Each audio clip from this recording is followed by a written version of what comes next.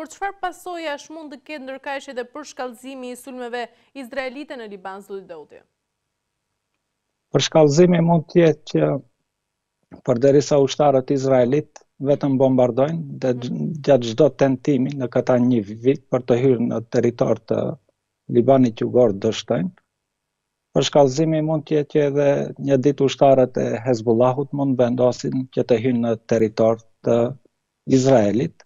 Ai territor atje është boshatisur, për çdo ditë goditet nga raketa. Hezbollahu i ka të gjithë pikat e stacionimit të ushtarëve izraelit dhe mund të shiqojmë që involvimin e ushtarëve të Hezbollahut, të cilët pastaj mund të ndihmohen edhe nga milicë tjerë të rezistencës së lindjes së mesme kundër Izraelit, pra të vinë ushtarë edhe nga Siria, edhe nga Iraku, po pse jo edhe në vende më të largëta nga e gjithë bota si vullnetar ushtar, dhe dal nga dal fillojnë të hynë në territor të Izraelit politik të sotëm dhe ta pushtojnë ato, me çka edhe do të kishim kapitulim të Izraelit. Si rast më i rëndësishëm ta përmendim është bombardimi i shtëpisë vet Netanyahut dhe që një dron hyri në dritaren e shtëpisë së tij.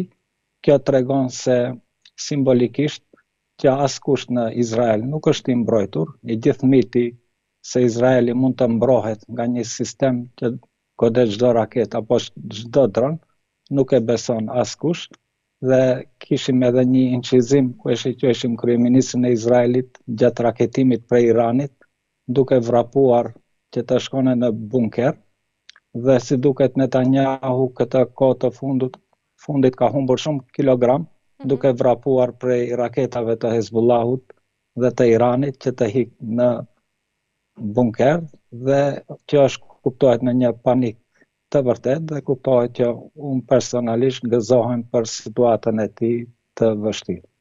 E qartë, mirë zoti Daudi, për ta mbyllur ndërkaq sa i përket edhe vrasjes së Sinuar, çfarë ndodhi? Po Sinvari vdiq si një hero. Ai e përkushtoi jetën e tij për rezistencën, e kaloi jetën në burg dhe duke luftuar kundër ushtrisë gjenocidale të Izraelit. Si duket ai pas një viti kishte marrë vendim që të bëhet martir në luftë. Ai ishte edhe në moshë 62 vjeçare, nuk donte që të vdes si plak në krevat, po vdiq si një hero i vërtet, i cili tregoi popullit palestines se si duhet të vdese një burr në atë situatë që gjendet Gaza, duke rezistuar okupatorin dhe të luftoj deri në vdekje, duke luftuar. E qartë, mirë zoti Daudi, kemi arritur në fund, të falenderoj shumë për gjekt informacionin që ndave sot me mua. Faleminderit. Ju falenderoj.